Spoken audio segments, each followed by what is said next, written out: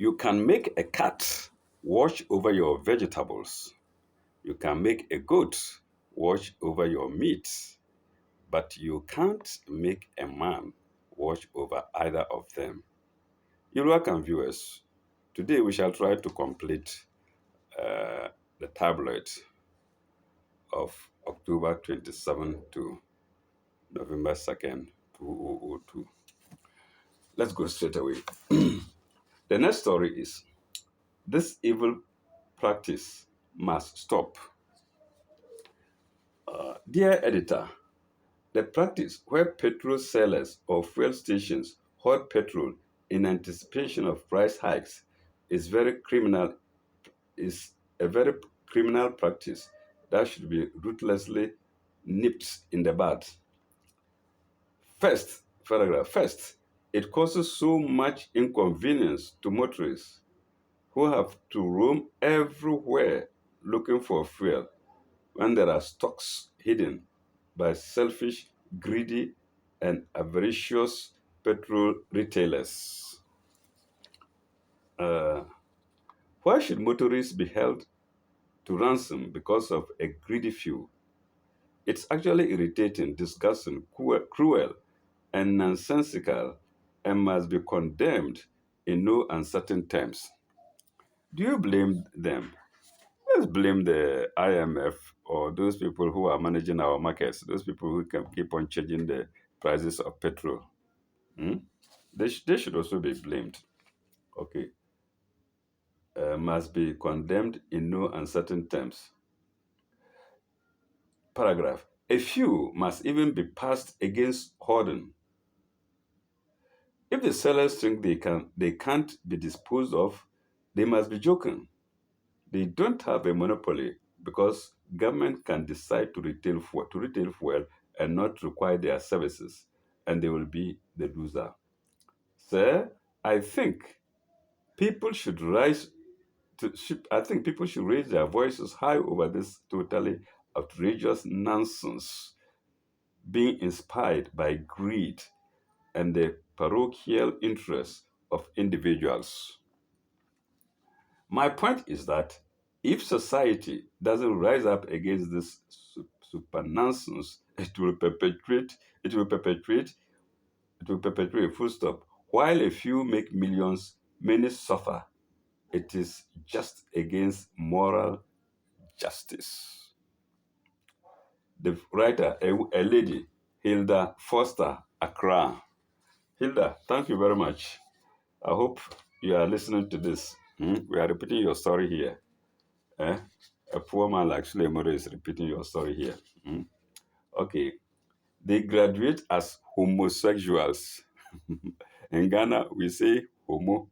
Today, it has advanced to LGBTQ. No more homosexuals, where it embraces so many practices. So, and who is the writer? Jonathan Kwao Sakumono. So, Mr. Kwao, if you are listening, I'm repeating your story. Hmm? Okay, dear editor, I wonder why students are going into trouble more and more. Full stop. They are either getting involved in rape, stabbings in the name of love, or armed robbery. It is incredible. Paragraph. A 19-year-old student has just been involved in the alleged robbery of a forex bureau together with two others. In fact, they are said to have robbed the bureau of 80 million cedis at gunpoint, and he is only a Form 3 student supposed to be studying in school. The case is in court, and we cannot judge his guilt or innocence beforehand. But I'm worried about students getting into trouble. Paragraph. In our time, you hardly heard of students getting into any kind of crime as serious as robbery. Paragraph. Now, we hear student boys are sleeping with their fellow boys in one elaborate Sodom and Gomorrah style style depravity. Full stop. It is it is so common that people don't want to send their wards to boarding school for fear that they will graduate not as scholars but as homosexuals. This campaign against indiscipline, I guess, should start from the schools. They are breeding grounds. They are breeding grounds for immorality, and most students really need deliverance. The pastors should pray for our young ones. Mr. Kwa, but who tells you the pastors are not involved? Eh? I am asking you, if you are alive, let's talk. By now you should know that some pastors are also involved. Or let me say pastors in inverted commas. Hmm? Okay, of missing girls and rapists. Another complaint about, I don't know if it was of state students.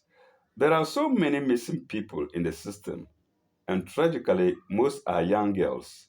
Wajo has uh, Wajo has about eight.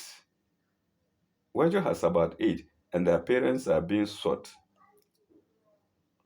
Now, what I say? Did I say Wajo? Wajo. Hmm? uh, Women and Juvenile Unit, something like that. Sorry, I can't remember everything. Women and Juvenile Unit. Okay, Waju has about eight, and their parents are being sought. Paragraph. Now this thing is happening because there is no law against child labor. Some of the children said they got lost selling ice water. Full stop. Any lost child can fall into the hands of rapists, ritual murderers, or any other satanic minded individual or group of persons. Paragraph. So, parents and guardians who irresponsibly leave their wards to live on the streets should be made to face the full rigors of the law. Full stop. Paragraph. People must be made to understand, to understand it clearly those those who cannot bring up children should not deceive themselves in the first place. Once you impregnate a woman, you must provide for the child. Paragraph. We have armed robbers all over the place because street children are learning violent ways of earning a living. Thanks for the space. Deborah, another woman. I think the ladies are doing well. Hmm? Deborah K. Suhum. So, Deborah, thank you for your story. We are echoing it here. Uh, then another story. Levy them for the sake of the sick. Dear editor, I think corporate concerns and big business should come together and be benevolent to those who are sick, especially little children with chronic diseases that need surgery. There is an appeal on behalf of an infant who has a very serious condition where water collects in his brain. His neck is tilted to one side, and this can be corrected with only $2,500. Hey, who is the writer? Linford, $2,500. Is it only in Ghana here? In Ojakro here? $2,500. That's somebody's yearly pay. Not even more than somebody's uh, per annum pay, uh, income per annum. Sorry. Okay, this should be taken care of out of the huge profits the banks and business are making. Why can't the government levy their profits a tiny percentage for such social exigencies? It should go a long way to make life comfortable to everybody, especially those who are needy and cannot have anyone to help them if they fall into any hopeless situation. Okay, paragraph. Ghana has made business Ghana has made businesses grow, and these businesses must in turn temper the pains of suffering. Temper is spelled Temper. I don't know if that's right. I thought it's TEM. Anyway, uh, it must be a two-way thing. Let me repeat that. Ghana has made businesses grow, and these businesses must in turn temper the pains and sufferings of Ghanaians. It must be a two-way thing. Last paragraph. I hope that this suggestion will be favorably considered and implemented. We must be capitalists, but also humanitarians, but also humanitarian capitalists. Linford Amwatin Kumasi. So Linford, your story is being echoed here. They are desecrating Pando Forest. Hey, another woman, Linda. I mean, these women are concerned about social life and current affairs in their places, or let's say, wayward living. Mm? Maybe in the part of individuals as well as government, because all that they are saying is not relating to individuals only, but the government, the responsibility of governments. They are discreting Pando forests. The activities of chainsaw operators have the potential of urging forests, of turning forests, plural, forests into a Sahara.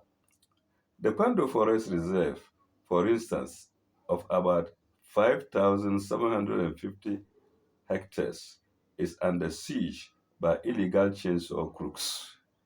What is terrifying is not only the deforestation and environmental degradation of the reserve, but the fact that the loggers are armed to the teeth and are prepared to kill if they are interrupted. They also work under the cover of darkness and have no respect whatsoever for the law. Recently, when the youth of Wusuta intercepted a quantity of illegal sun timber,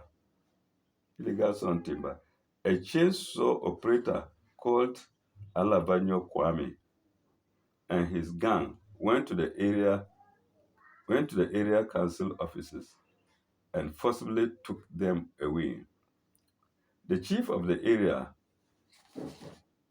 the chief of the area and people are getting distraught because the police are unable to control the illegal loggers. Who says they are not unable to control? Then why are they police? Hmm? Some of them are a party to these things. Some of them are a party to these operations. Hmm? If policemen can dull guns to criminals, what cannot they do? Here it's happening in Ghana. Just get a gun, give to criminal. He goes after operation. He comes, give him his percentage. The policeman smiles, and that's so. Mm. So the chief of the area and the people are getting distraught because the police are unable to control the illegal loggers. When complained to, they just say they don't have personnel, and that is the end of it. Following the setting up of a 12-member task force to control the activities of the loggers, the criminals have adopted a new style. They now put the sawn timber into canoes at night and transport them across the Volta River. I want the authorities to take a very serious view of these happenings and to take steps to stop it as soon as possible. Lydia Hohoy. Lydia, Hohoy. Lydia, thank you very much. You see, the ladies are rather concerned about societal life. Mm? They are writing. They have time to write. They are concerned about this. It bothers them. And the men are there, sitting down. Mm? Okay. Discard the stupid beliefs. Another person. This is by a man. Kojo Wusua. Okay, another woman. Kojo Wusua Bamboy. Another woman. Mm? Okay. Anyone who has discard the stupid beliefs. Dear sir, anyone who has suffered from guinea worms before knows how terrible and debilitating the disease is. All the talk about the about the eradication of guinea worm in the past was huge one of a huge type because it is as endemic as ever, thanks to the collaboration between Global 2000 and Ministry of Health, MOH, Ministry of Health. They have set up they have set up 30 treatment centers in northern region. Moreover, the treatment is free. Moreover, the treatment is free. Uh, what I want the people in the endemic area to know is that it were if they continue drinking untreated water, no matter the effectiveness of the treatment they receive, they can't overcome the disease. They should also stop the stupid belief that those who get guinea worm are cursed. Superstition has done us superstition has done us so much harm, and the earlier we discard our superstitions beliefs, I think he wants to say superstitious beliefs, the better for us. Some perception, some perception must be changed as a matter of course. Kojo Usua Bamboy, Bakama.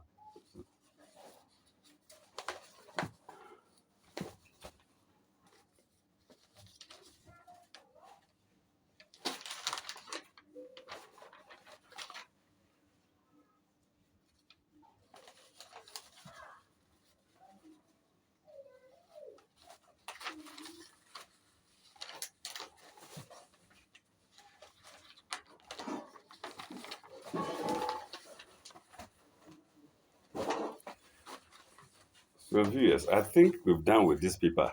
Just a minute.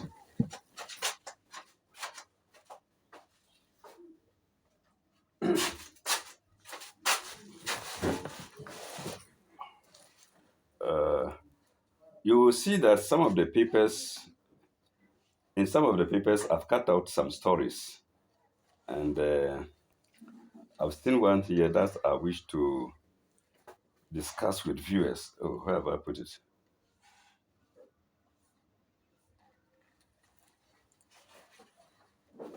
What is all this?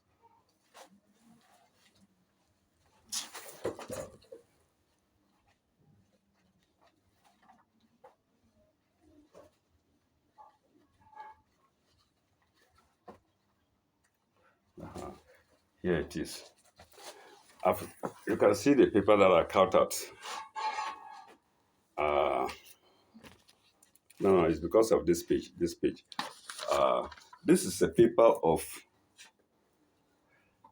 September 17 to 23, 1998. Mm. Uh, yes, I've written 253 there. I don't know what that means. Okay, but anyway, it is of September 17, 23, 1998. I've written it under. It's a sad story, but it's worth reading because uh, we shouldn't take advice very lightly. When people we are working with advise you, we must take it seriously. And this incident happened in Germany, and the title is "Zookeeper Suffocates in 200 pounds of elephant poop." Poop spelled POOP. I repeat, zookeeper suffocates in 200 pounds of elephant poop. Then there is in circle there, laxatives cause elephant named Stefan to unleash on outpouring of poop, burying his pitiful trainer alive. You can see, you can see the poop, and you can see the trainer underneath. You can see the feet of the trainer. far away from the back of the elephant. You can see it under there. Mm. When I saw it, I cut it. So most of the papers, I trimmed them like that. Let's read the story. Anyway, Uh,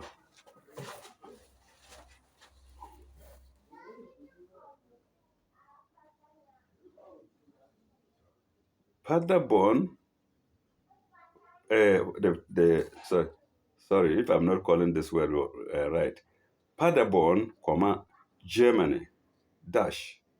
Overzealous zookeeper Frederick Reshfield,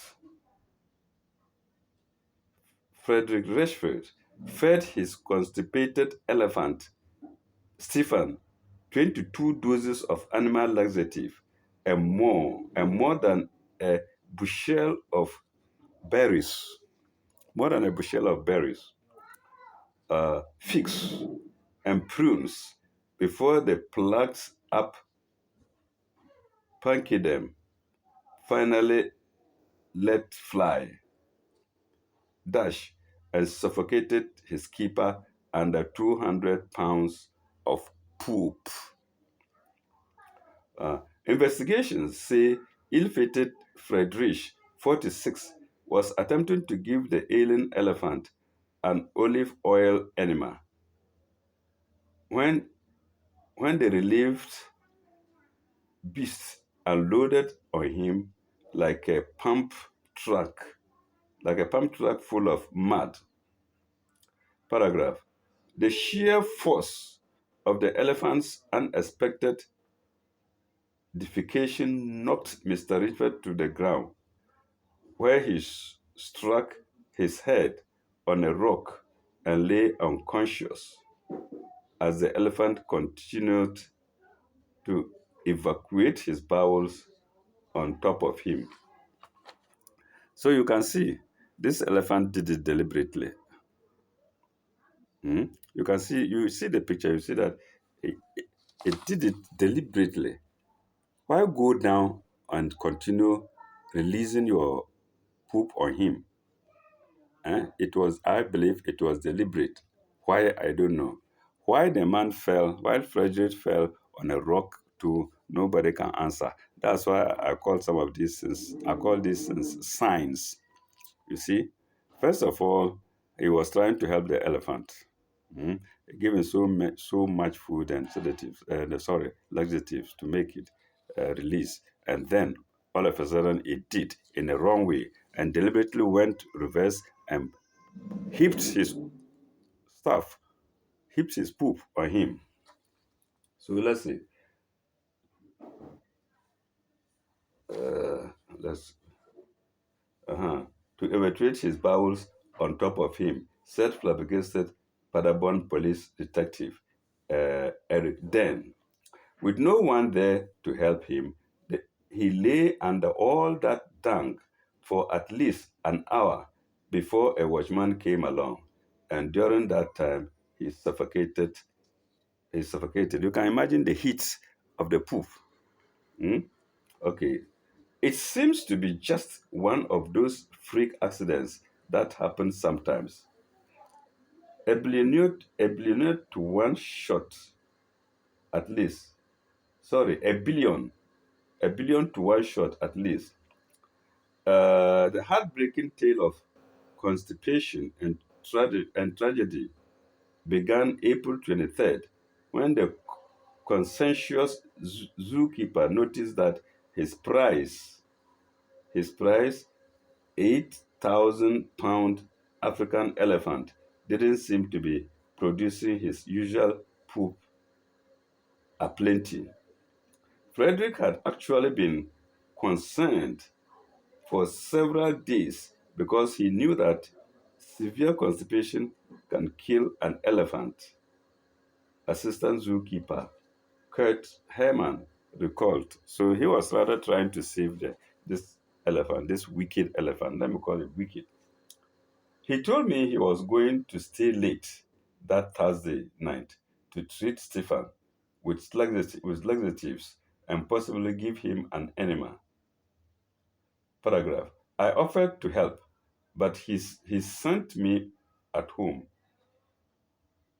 I offered to help, but he sent me on home, saying he had everything under control.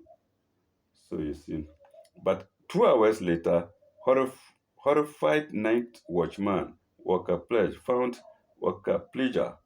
found a mound of muck, his body visible only from the knees down. So you see the picture. I'll show this picture again. His body only visible from the knees down. I had never really thought about it before, the then said. But obviously, giving an elephant an enema can be a very dangerous activity and not something that should be attempted alone. Okay, so I show the picture again. Mhm. Elephant tragedy of the week.